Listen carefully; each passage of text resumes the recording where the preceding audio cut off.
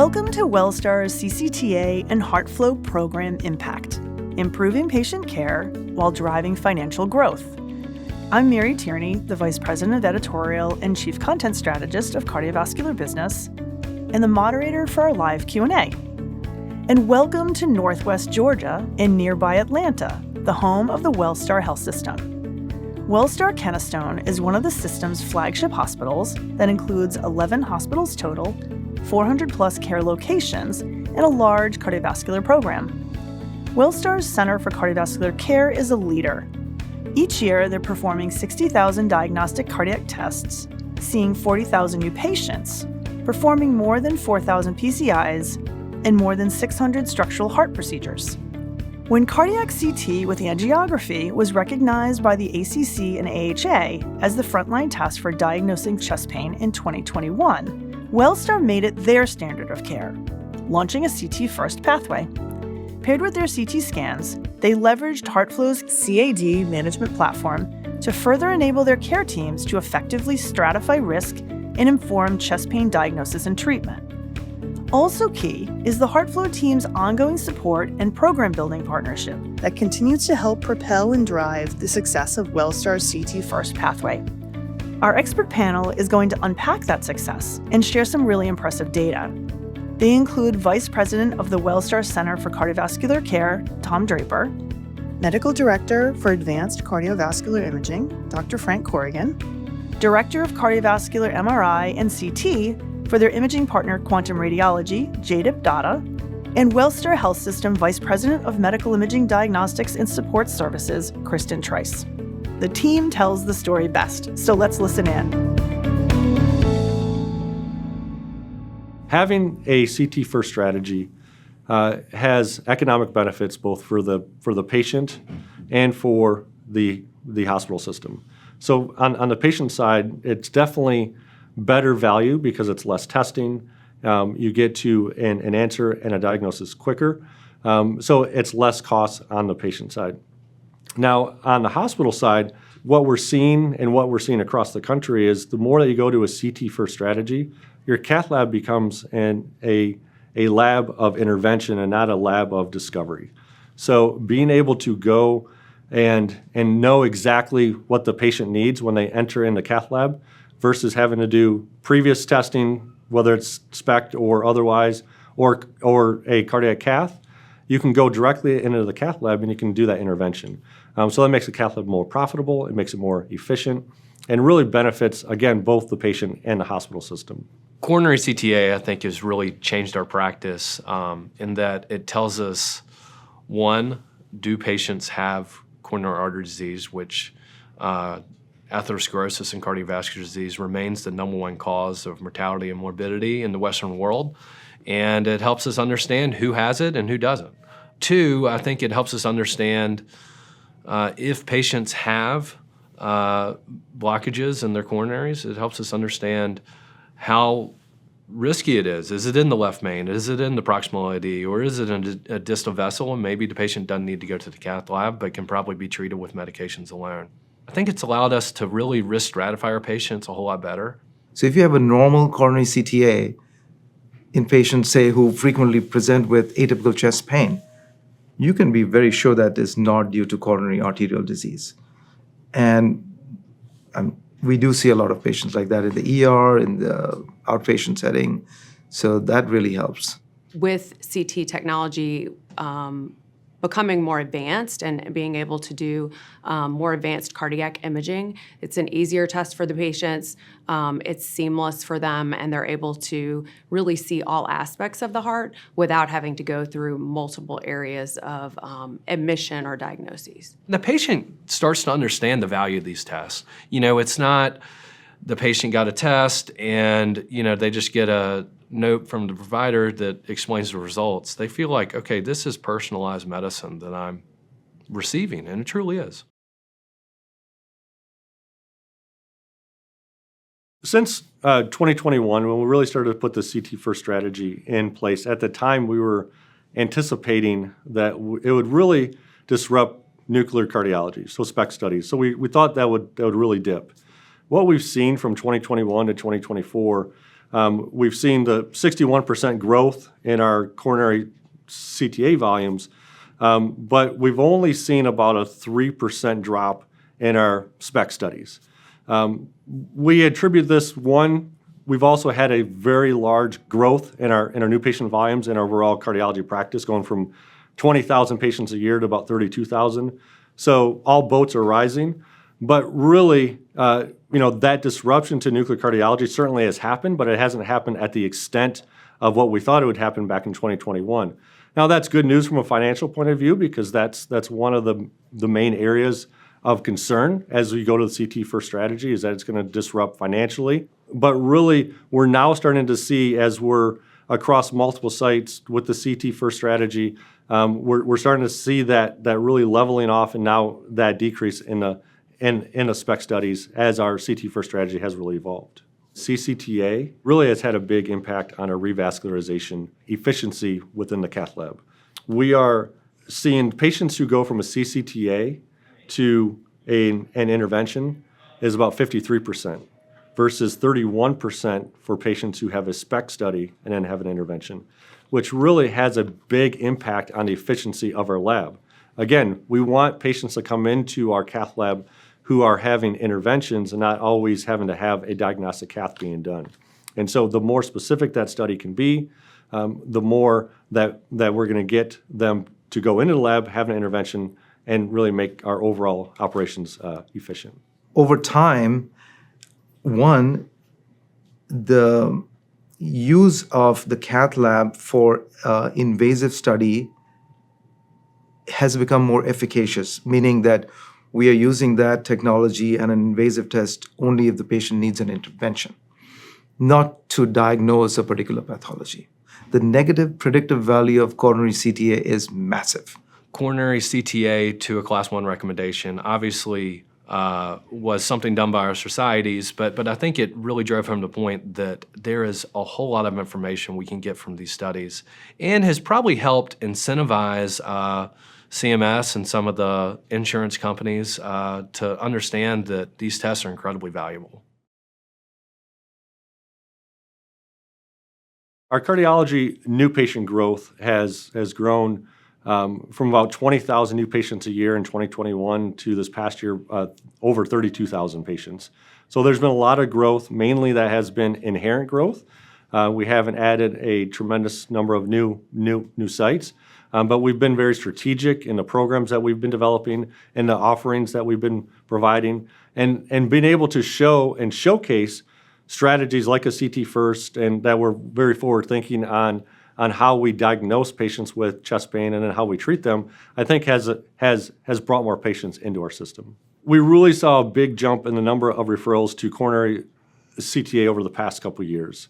205% growth is a very large number. How we've been able to handle that has really been in partnership with our radiology team. By adding new sites where we're doing these CT scans has been tremendous for access. And that has really allowed us to provide access in real time for our referring patients. One of the strategies has been to really do a lot of education in regards to both our cardiologists, but primary care physicians. That is one area that we've seen a big jump in referrals from primary care directly to the coronary CTA studies. CCTA really helps to decrease the amount of testing that has to be done.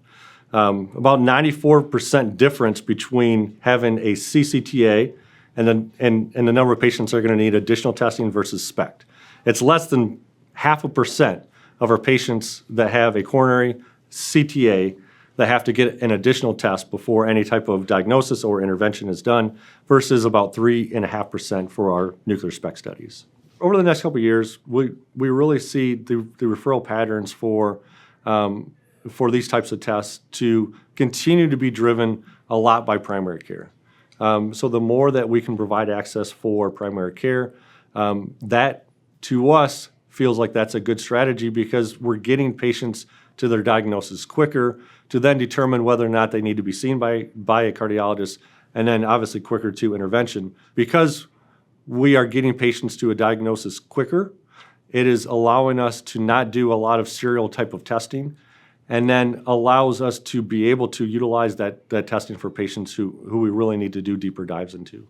This is a test that actually tells us a whole lot more than a cardiac cath ever would, because we can see the architecture of plaque and the anatomy of blockages and understand a whole lot more before we go into the cath lab. I'm able to size the lesion. I'm able to know if it involves a bifurcation. I'm able to know if there's severe calcification, and do I need atherectomy? Do I need intravascular lithotripsy? Can I schedule this case at a hospital that doesn't have CT surgery backup? These are questions that we could not ask with stress testing. And in some ways, it allows us to reduce the number of diagnostic procedures these patients need, because we can go ahead and schedule their diagnostic procedure at a place that has the appropriate equipment. In our system, we have seen, with coronary CTA, a reduction in layered testing. So in other words, if a patient had a coronary CTA for the evaluation, for their first evaluation of chest discomfort, they're less likely to then get a stress test a year or 2 years from now, because we know their coronary anatomy. We know that this patient had normal coronary arteries and their chest discomfort may be microvascular disease or something non-cardiac. Or we know that these patients have severe coronary artery disease and they've already had their revascularization percutaneously or surgically, whatever is appropriate. But it's allowed us to take more efficient care of our patients. And I think the big benefit of coronary CTA, yes, it makes us more efficient in the cath lab, but is in driving home the good preventive therapies that we know work, that we know are underutilized. And hopefully we're going to see over the next couple of years a reduction in events in patients that have had a coronary CTA.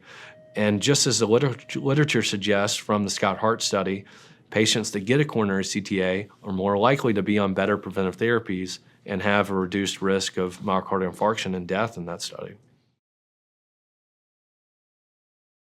We've had different levels of implementation of our CT first strategy across the system. But at our Paulding Hospital, which is where we've had the adoption of the strategy really to be at the highest level, we've seen the biggest impact and probably what we'll start to see over a period of time. There, we have had a significant 52% increase in our cath lab margin, which is much more than the rest of the system. A 25% growth in diagnostic caths, but a 47% growth in PCIs. So really what we're starting to see there is with that CT first strategy, we're seeing more PCIs, less diagnostic caths, and an improved margin within our cath lab. So using coronary CTA has made our cath lab a lot more efficient. Instead of having a day where I have 8 diagnostic caths, now I'll have a day where I have 4 PCIs and 1 diagnostic cath. Yes, it's less procedures, but from a business standpoint, we're doing better for the hospital. We're taking more patients to the cath lab that probably need to go to the cath lab, and we're treating those patients appropriately with revascularization. We're improving their symptoms. We're, from a revenue standpoint, that's a more efficient use of our time. We put forth a very deliberate strategy in order to increase the amount of patients that were referred to us outside of the system for this type of testing. A lot of it was education, having our physicians go out and educating, partnering with Heartflow in order to educate our referring physician practices. We've done in newsletters. We've done a lot of different mediums in order to get them understanding the benefit of this type of testing. And we've really seen that benefit over the past year, where more primary care physicians are directly referring patients for this type of testing. From an initial investment perspective, what we saw was, more patients that were able to have access to being screened in or out for a need for intervention. We were treating more patients through cardiology by not having them have to wait for a nuclear study, and able to get them into the heart cath or the cath lab more quickly. So once that started to happen with the investments that we had made, we looked at each of the markets and showed relatively simply that we could add either an incremental replacement or incremental technology in order to spread the volume across the different markets. From a radiology leadership perspective, I have to make sure that the site locations, their leadership is bought in, because I'm asking them to hold table time and to take longer to do studies on a very expensive piece of equipment that costs more to operate. But I would say understanding that we function as a health system and that we look at what's best for the patients and how economically it benefits all of us has helped us with the partnership in them understanding that it isn't really just about what my bottom line is, it's really how are we functioning collectively. So I cannot stress enough about the partnership, and cardiology and radiology have to be aligned. One of the benefits of our program is the fact that we have physicians that work together seamlessly. They communicate daily about these patients. There is not a lot of turf battle between cardiology and radiology at Wellstar. I think other health systems may have struggled with that, just based on what you read in the literature and for some of my colleagues.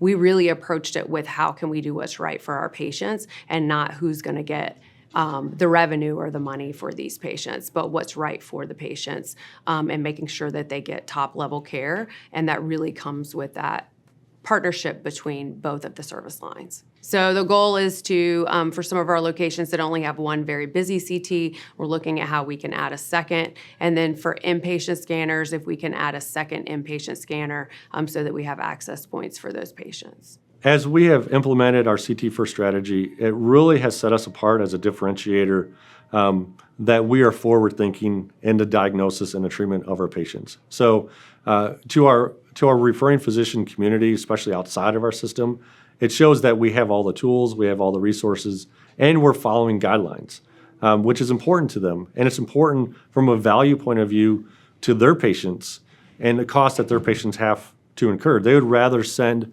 their patients to a program that is going to be doing the most evidence-based guidelines, doing the most cost-efficient guidelines, and really providing the most cost-efficient care. From an investment perspective, in the equipment only and in the capital only, not the people side, we are close to $6 to $8 million in making sure that we have the right equipment in place. That's incremental, so that if you have foundational equipment and you're going to replace it, you may have an incremental uptick to have a higher end CT scanner. But I think not doing that and not planning for the future because you don't need it today doesn't mean that in 2 years you're not going to need it. So we have been able to forecast, even if we're not high volume CCTA in this market today, we know that long term we may need to be able to function in that capacity. Seeing Medicare reimbursement go up in 2025 will have a significant impact on both our continued growth of the program and really, I think nationally, you're going to see more programs adopt the CT first strategy. So really having this reimbursement going to allow more programs to adopt this. It's going to make it more financially viable, and it also is going to help to drive more needs and more infrastructure that is needed in order to really develop a CT first strategy. The increase in Medicare reimbursement for 2025 is something that we were very pleased to see when we look at the amount of effort and work that goes into delivering these studies. It isn't just about the amount of time the patient is on the table. It takes more clinical resources. It takes more expensive equipment. So seeing that it's going to have a higher reimbursement based on those complexities is something that the hospital is very excited about, or the health system is excited about. If we weren't in a growing population, I do feel like this would be a program that would still be financially viable and profitable. Reason is because if you're making that cath lab more of a place of intervention, that's going to make it more profitable. So all things being equal, population growth, volume growth of patients coming into your system being the same, you're going to have that delta between cardiac studies and coronary CTAs. But if you're following the pathways, if you're following the guidelines, and those patients are going into a CT first pathway and then to intervention, it's going to make your overall cardiovascular program more profitable. really it was all based on it's the right thing to do for our patients. Monetarily, the CT purchase and the investment in the staffing alone is not going to sell the program. The program is going to be sold off the whole book of business and saying long term, we're going to be able to accommodate imaging more patients more quickly and that therefore screen in or out disease that needs to be treated. Over the next few years, I see a steady continued growth of our CTA volumes. What we're starting to see, though, is a little bit of a leveling off, and that is partly because of access, partly because of tech availability. But I continue to see probably 20 to 25% growth over the next 2 to 3 years, just because we know that we have not gotten into all of our geography the way that we have in some of our other sites. So we have a big opportunity in order to increase the uptake of coronary CTAs in some of our other geographies, which will then help us to increase that growth throughout the entire system, as well as we're looking at cardiac-only CT scanners.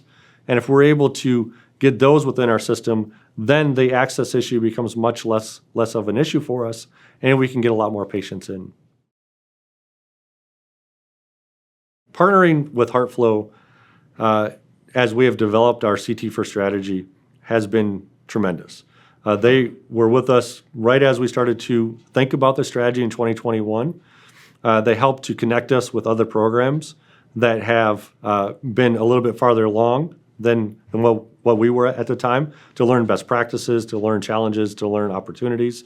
Then as we've started to grow, they ensured that each site that we are rolling out a cardiac capable scanner, it had the right processes, the highest level of quality at those scanners, so they get the best imaging in order to provide our physicians with the best information. They partnered with us from a billing, from a pre-authorization process. So really every step of the way of the process of going from doing 800 studies a year to 3,300 studies a year, they've been part of that. And we meet on a regular basis to look at our performance, to look at how we are, the quality of our scanners. We look at some of the new technology that's coming out, but we really just look at it from a quality point of view. Are we providing the best possible level of care to our patients? And Heartflow has been a tremendous partner in that.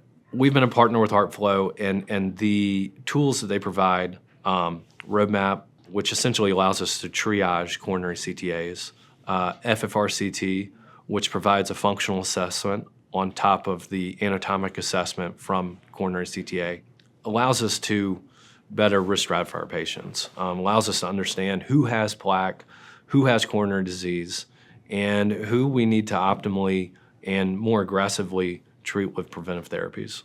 Now with the FFRCT, two things have happened. One is that it has given the cardiologists or our referring folks a little more confidence in using this technology. It also gives them a way forward with the patient. With the plaque analysis, we're able to see who has this coronary artery disease, which is the number one cause of mortality and morbidity, and go ahead and treat it with good preventive therapies earlier. And really just finding plaque in patients' coronary arteries, I think is something that really hasn't been done until recently, but is going to allow us to provide much more patient-centered care. There we are. Well, welcome to the live Q&A session. I am Mary Tierney. I'm the Vice President of Editorial and the Content Strategist for Cardiovascular Business.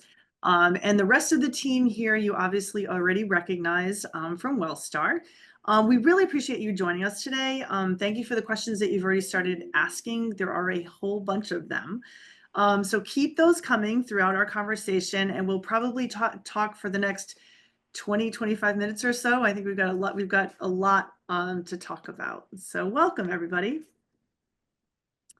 So I guess the first question we've got here, I think maybe Tom, you can start us out, but I'd love to have Dr. Corrigan and Kristen and Dr. Dada chime in as well. And the question is this: what were the biggest surprises and lessons learned in starting your CCTA program? I would say biggest lessons learned is that relationship between cardiology and radiology. This really cannot be possible by cardiology just running with a strategy or radiology running with a strategy. It has to be a partnership.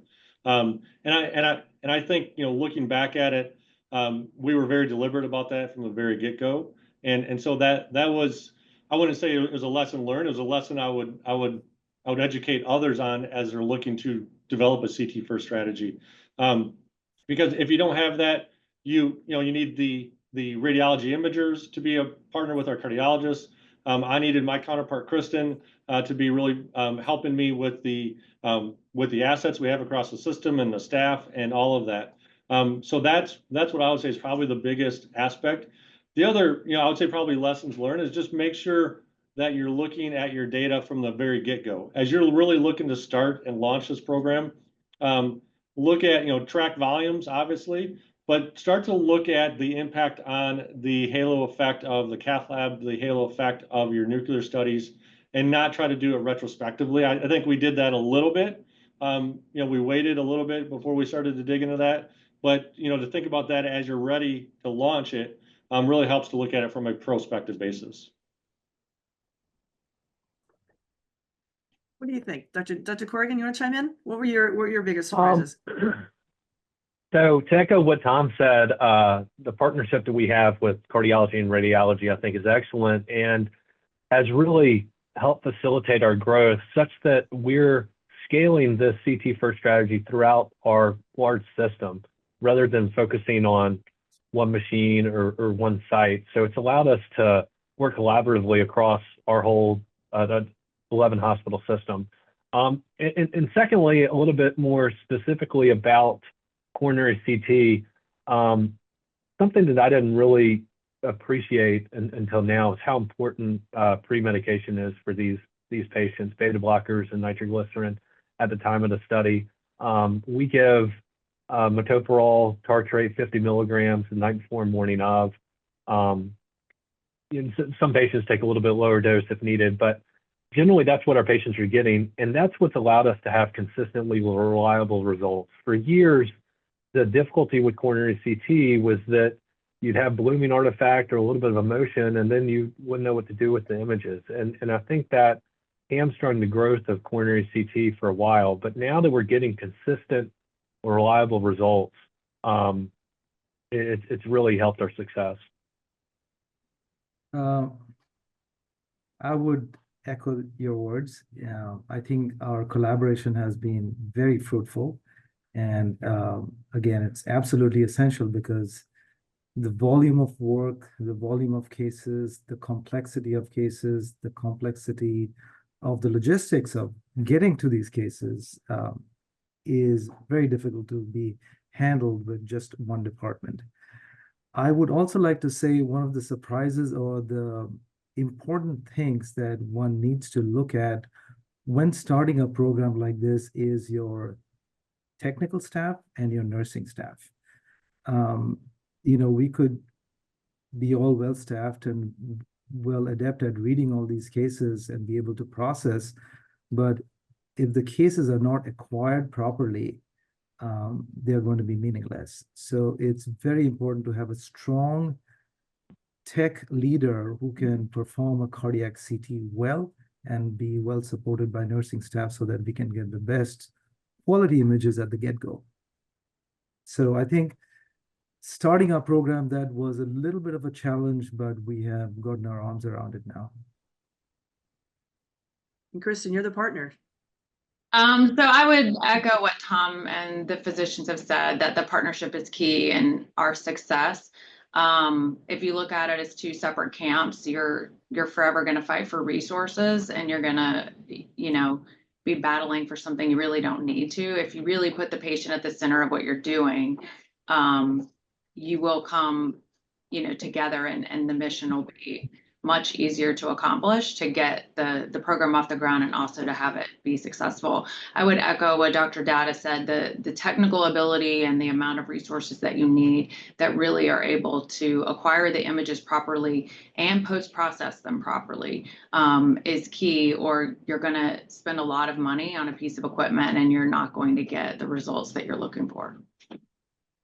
And Mary, if I can, just one more follow-up, and I think just as Kristen was talking, it made me think of it. One of the things from a lesson learned that we did very early on is we educated our senior leadership about this strategy.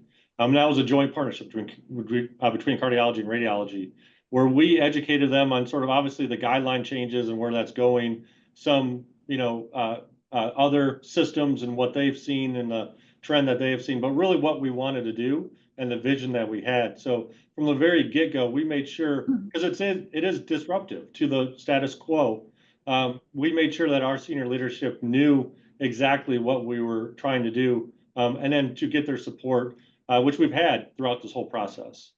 Yeah. Well, I think that that's great feedback, and I think that dovetails actually into the next question, which maybe Tom, I think is probably a little bit more appropriate for Kristen and Tom as well. What were the factors you considered in deciding to make an additional investment in the CCTA program? I mean, I'll just start for me, the investment was about our patients, and that's really, as Kristen said, that's where it starts. This was. This is a guideline, a level 1 guideline, and we should be offering the highest level of care for our patients. So really that's where the investment came from. Now, my colleague Kristen has had to fight for the assets and the investment on those, and she's done a phenomenal job with that. But I think, again, because we told that story early on, that this is around the patient and the best patient care, we've been able to get a lot of traction in getting the investment that we needed. So I would just echo that if you sell it as it's the right thing to do, and that we're then going to be able to use our cardiac cath labs for the patients that really need to be there. And if you just sell it on the reimbursement alone, although that has increased this calendar year, but that alone isn't going to tell the story. Because if you look at nuclear to cardiology, to CT as a modality, it's not going to paint the picture. But at the end of the day, we're keeping patients at the level of care they need to be at to determine if they need to go to that next level of care. So, and it also eventually will be able to reach more patients because it's a test that we can, apply at different areas within the healthcare journey so that more patients will have access to that care, and keep them out of the places that they don't need to be for this type of diagnosis. Makes sense. All right, let's move into a question. I guess maybe Tom, this might be for you. Does pre-procedural CCTA reduce or eliminate the need for intravascular imaging such as IVUS, OCT, etc.? I'm actually going to defer that to my interventional cardiologist and advanced imaging, Dr. Corrigan. Yeah, thank you. Important question. When a patient has a coronary CT and they're coming to the cath lab, I often play a game with our cath lab staff to try to predict what equipment we'll need. So, we need the angiogram, but we can tell a whole lot from this information. And just as we've seen with structural heart, CT can be used to guide most cardiovascular interventions. And in fact, percutaneous coronary intervention is probably one of the few neurovascular interventions that isn't routinely planned by CT. I hope that changes in the future. But the way I use CT is I use it as, hey, I already have my diagnostic imaging. If I know that the RCA is normal, maybe I'll just take one picture of it and move on. If I know it's just an LAD lesion, I can focus on the LAD, obviously take the pictures I need, but focus on that. And then if I have a good quality CT, I can go ahead and size and plan and say, hey, look, there's more than 270 degrees of calcification. I should plan to have atherectomy or intravascular lithotripsy. I feel like it's made me not only more efficient from a financial standpoint in the cath lab, but also more efficient with my resources and time in the cath lab. So have I stopped using IVUS? No, I still use IVUS, but I think, I think you still need, obviously, intravascular imaging, but you can be a little more reliant on the pre-procedural sizing with CT. Great. Okay. All right, next question. I guess we go to, well, I don't know, maybe Dr. Corey, you continue. You guys can tell me. New generation CT admits minimal radiation. Any talking points when considering radiation dose compared to cath lab imaging? So by minimal radiation, I guess we need to define the level, but some people talk about sub-millisievert coronary CTA, which is obviously a fantastic goal. Coronary CTA is a non-invasive test, whereas diagnostic cath is an invasive test. So if we're able to get the same, if not better information from a non-invasive test, I think it's a no-brainer. I think when you compare CTA with traditional modalities like nuclear medicine imaging, like cardiac perfusion imaging, the dosage of the CTAs are significantly less than that, especially with the new generation CTAs. So Dr. Dada, Dr. Corrigan, next question. Does every patient who has a CT also have an analysis done with Heartflow? Or is there a decision tree to indicate whether or not the Heartflow analysis is needed in addition to the CT? You want to go first, Frank, or should I? No, you can go. Yeah, go ahead. So the way we handle all CTAs in our system is that every CTA that gets done goes through a 3D lab, which is an integral part of any CTA program, whether it's a coronary CTA or other CTA program that you need to have. So once it's processed, then we can read it, because this decreases the time that's taken to read a case by the cardiac imager or the radiologist imager. Once it's processed and read, then you can decide which patient is to be sent to Heartflow or not. The data suggests that patients with a stenosis of between 40 to 90% would benefit the most for additional evaluation with CT-FFR to see if that lesion is significant or if that lesion needs an intervention or not. So that's part one in the treatment plan. Now with the newer technologies and with plaque imaging, we are in the process of beta testing all this stuff at our institution and seeing how good the images are, because once we are comfortable with it, then you can even decide from your initial stack of images and your post-processed images from plaque imaging, how you're going to treat the patient as they go forward. Frank? So Heartflow has 3 products: Roadmap, which is essentially triages the studies, FFRCT, the functional analysis, and then plaque analysis, which we've talked about a little bit. At present, all of our coronary CTs go to Heartflow and get Roadmap, which allows us, along with our 3D lab, to triage these studies. And then we know, okay, these are the ones that have left main or proximal LAD. We need to get them done quickly. These are the ones that are normal. Maybe let's tackle the first category first. But then the reader decides, okay, do I need a functional assessment? And in other words, is there a 40 to 90% lesion? But obviously that's subjective based on the location of the lesion. You might be more likely to order FFRCT on a patient with a 50% proximal LAD as opposed to a 50% distal LAD. And then plaque analysis, I think, is going to change the way we take care of patients in cardiology, and obviously something that's emerging. Great. So I guess we'll jump back on the business side a little bit. So maybe Tom and Kristen, you could take this one. How do you deal with low CCTA reimbursement? Are you making the practice profitable with the CT first strategy? Yeah, and that's really what this business case was a lot about, and that it's more than just looking at the 1-for-1 reimbursement that we get on the scan. Obviously, the reimbursement going up has helped the story, but you have to look at the whole impact of the patient journey and that change in the patient journey. They're getting more direct testing early on, so that it's a lower cost for the patient. Obviously, it's a lower reimbursement. But if you look at your cardiovascular program and you look at it holistically, that patient's going, the ones who obviously have disease are going more to intervention than they are serial testing. So it's on a click by click basis. Yes, you could say it's less reimbursement, but again, you have to be focused around what the patient needs and the value for the patient.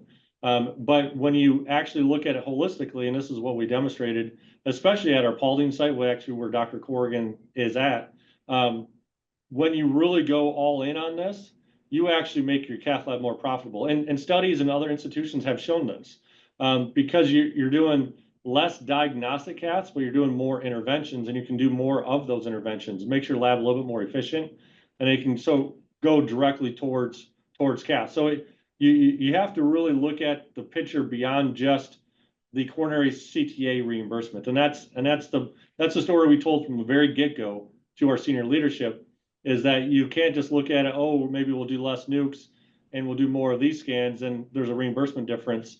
That's true. That's not denying the truth.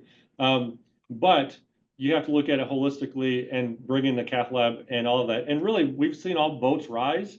So we haven't seen the dramatic drop in our nuclear studies as what we actually thought we would see.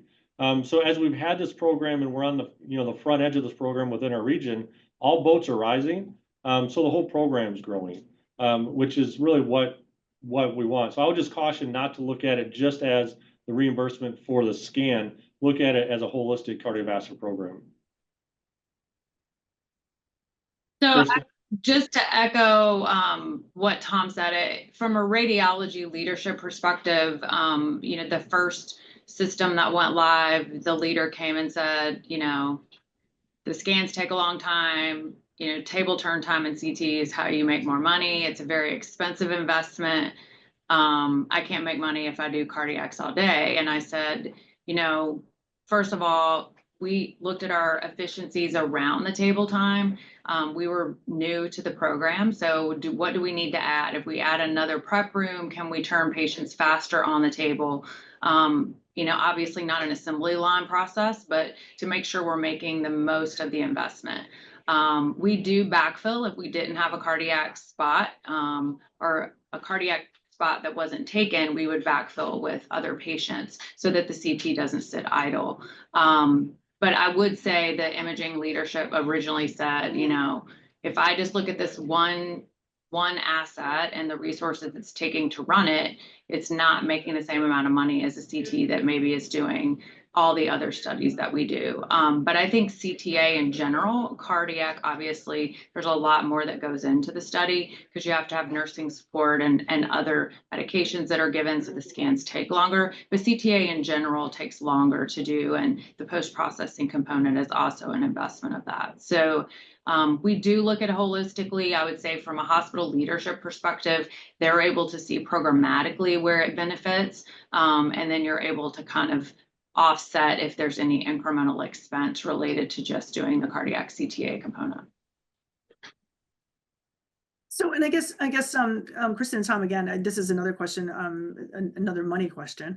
Will insurance carriers require CCTA prior to approving a diagnostic cath? Any trends that are occurring with payers that you're seeing? I'm going to defer a little bit more to Kristen because her team deals with that a little bit more because it is a radiology study. We haven't had so we do have a pre-cert auth process for the Heartflow component of the study. A lot of our business right now in this area is outpatient, so we're able to pre-cert off the patients. We have not had as many denials we've been at this for a while now, and the original onset, we had a couple payers that weren't paying, but we've worked really hard in partnership with Heartflow to go and say, these are the reasons that you should pay for this study. So we do require a pre-cert off, but at the end of the day, much less is coming back with any types of denials. Good to know. Good to know. I guess Mary, I'll just add a little bit here. Absolutely. Sorry. No, it's okay. So the process of getting a coronary CTA approved is dramatically changed over the last 4 years. I remember a time when we'd order these in clinic and, we get immediately denied. But now, oftentimes insurance companies are questioning if you're not getting coronary CTA, why. I did a peer-to-peer the other day, and the whole point of the peer-to-peer was to understand if this site where the coronary CT was scheduled was approved by Heartflow. In other words, the insurance company wanted to make sure not only was I getting a coronary CT, but was I going to be able to get FFR CT? And it's just a completely different mindset. I gave a presentation one time and just cut and paste from the United Healthcare website that on their website it says, we see coronary CTA as, potentially replacing stress testing in a certain subgroup of patients. So, I'm glad to see that the payers are coming in line with this. The guidelines, yeah, absolutely. All right, so, and I guess actually, Dr. Corrigan and Dr. Dodd, I'm wondering if you can kind of continue this because it is pretty specific to CCTA analysis. How different are the various CCTA analysis programs? What are the key features of the software platforms, that maximize benefit in decision-making? So I guess the question is, well, it depends on what vendors you use for acquisition, which will depend on your primary analysis, which would be the anatomical analysis. There are obviously vendor agnostic third-party vendors that can access all the data and analyze the data, and it doesn't matter which scanner it's acquired from. We use a Philips IntelliSpace 3D model that analyzes all the data coming in from all our various scanners, which are from different vendors like Philips, Siemens, Toshiba. So that's the first part of the analysis is your anatomical analysis on the 3D lab.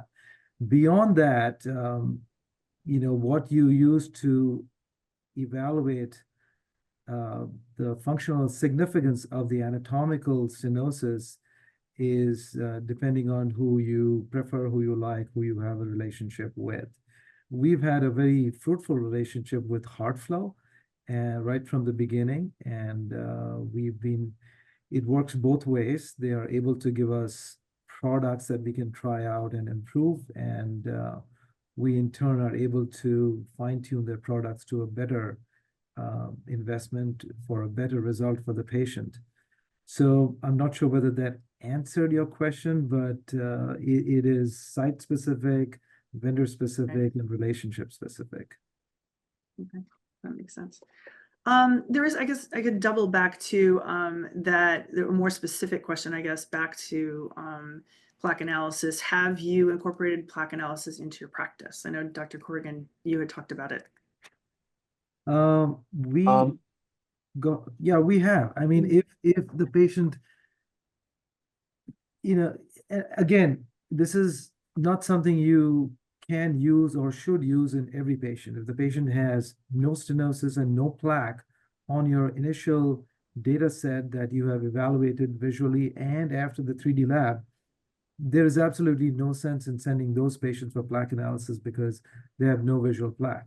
And again, in patients who have severe plaque, say with a calcium score of more than 800 to 1,000, or an older patient with excessive plaque, those patients may not need plaque analysis. Anywhere in the middle where you can actually make a difference in your management would be the ideal candidate to send to plaque analysis.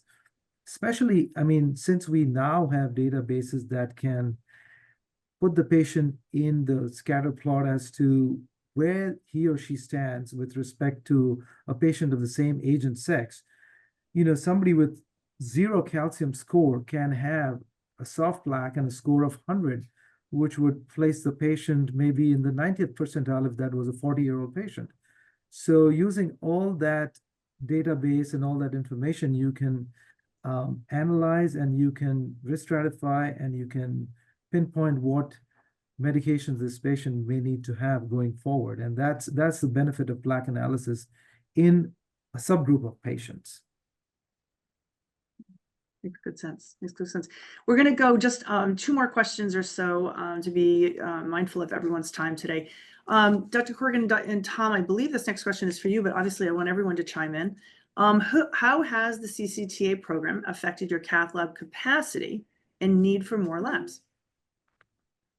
Yeah, I would say it's hard to make a determination of it's exactly this program that has impacted the capacity of our labs, because we've done a lot of things over the past couple of years, certainly since COVID, that have improved the efficiencies of our labs. But I would say outside of our main quaternary campus, it has allowed us to have that conversation about, and perhaps where Dr. Corrigan's at Paulding, which is one of the fastest growing areas around the city, it has allowed us to have that conversation about, do we need to invest in another $3 to $5 million cath lab, given where things are going. Now, a lot of our smaller hospitals have cath labs and EP labs maybe combined, and that EP is growing. So it's hard to make the direct correlation that this program may lead to less need of growing or adding additional brick and mortar cath labs. But it definitely does come up in the conversation when we are talking about strategy, about perhaps it will delay the need. We really haven't been forced with that question yet because of some of the efficiencies that we've done. So, but it definitely falls into the equation when we are looking at expanding our labs. But unfortunately, Dr. Corrigan is that's a very, very busy hospital, and we just need more labs there. Yeah. Well, I think this coronary CTA has helped us a lot. One, the idea of people coming into the hospital getting a stress test that has a high false positive and likely a high false negative rate, and then either coming or not coming to the cath lab, and then having normal coronaries. That kind of concept has kind of gone away to some extent. So we, I find myself doing less cardiac cath on people that have normal coronaries, which I think is a much better use of the cath lab. All these cases that go to the lab take up time and resources, and we should be using the lab for patients who really need it. So with coronary CTA, you're always going to be taking people to the lab that have disease. They may have moderate non-obstructive disease, but that's okay. These are patients with disease that really need definitive assessment. And in addition, another subgroup where I think this has been quite helpful, especially on the inpatient side, we have patients who come in with, say, rapid atrial fibrillation. They have an EF of 30%. We get them out of AFib, and then the question remains, do they have ischemic cardiomyopathy? And in some of these patients that have specific risk factors, you can kind of tell they're going to be non-ischemic. And coronary CTA, I think, is a good way to kind of get those patients that are likely going to be non-ischemic away from invasive testing. Yeah, Mary, just one thing that also popped in my head. One area where I think it does have a conversation more is when the conversation about nuclear scanners come up. We are building a de novo new hospital in our new region in the Augusta area. And that conversation around that medical office building and what goes in there, traditionally you put a cardiology clinic, you have echoes, and you have nuclear and all that stuff. We're not putting nuclear there. We're going to have access to a high-end CT scanner there. And we have nuclear within that region if we need it, because obviously not everyone can have a CTA. But that's another conversation that does come up with regards to expansion and replacement of nuclear scanners, is sort of where is that going? Probably more so at this point in time than with the cath labs, because of what Dr. Corrigan said. The more that we're driving PCIs there and other complex cases, it's still going to take up time. It's a better use of the time. And as that grows, we may still need more labs, but not to handle the diagnostic capabilities, but more the interventional capabilities. Right. Okay. All right. So we're going to take one last question. And I think, Kristen, I'd love to get your perspective, and I think it's probably more in Tom's area too. What does the frontline workforce look like? For example, dedicated cardiac scheduling, RN, CT tech, and radiology staffing. So We definitely have specialized CT techs that are trained in the cardiac space.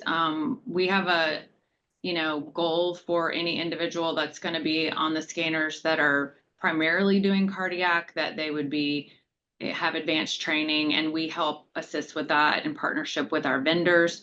And we also have a system specialist that assist with that training. From a nursing perspective, we have nursing dedicated to that area or that scanner so that they can assist with the care of the patient. We do not have dedicated cardiac schedulers, but it has been a discussion. We have a centralized scheduling department that's been able to manage, but there have been conversations around more urgent patients or patients we know need to be done in the structural heart space, and giving access to cardiac schedulers to be able to put those patients on without having them go through any centralized process. So we worked out some of those kinks. I would see it as the volume grows going to a more advanced scheduling, even if it's a pool of schedulers who are trained in scheduling these patients and making sure that they get on the schedule. But I would say that the technical component can't be overlooked. Just installing the machine alone won't get you where you need to be. Makes good sense. All right, well, we're going to need to stop there for our time. I really want to thank you, Kristen and Tom and Dr. Corrigan and Dr. Dada. This is great insight, great conversation. And thank you everyone for sharing your questions. I will say that there were so many questions. There are some that we didn't get to answer, but feel free to reach out to Heartflow for answers, and they can reach back to everyone as well. We really appreciate you being a part of this discussion that really is so important to effectively and efficiently managing our chest pain patients, in the cath lab with interventions, building a successful CCTA first program. It's very important. Thank you very much for being a part of this, and have a great day.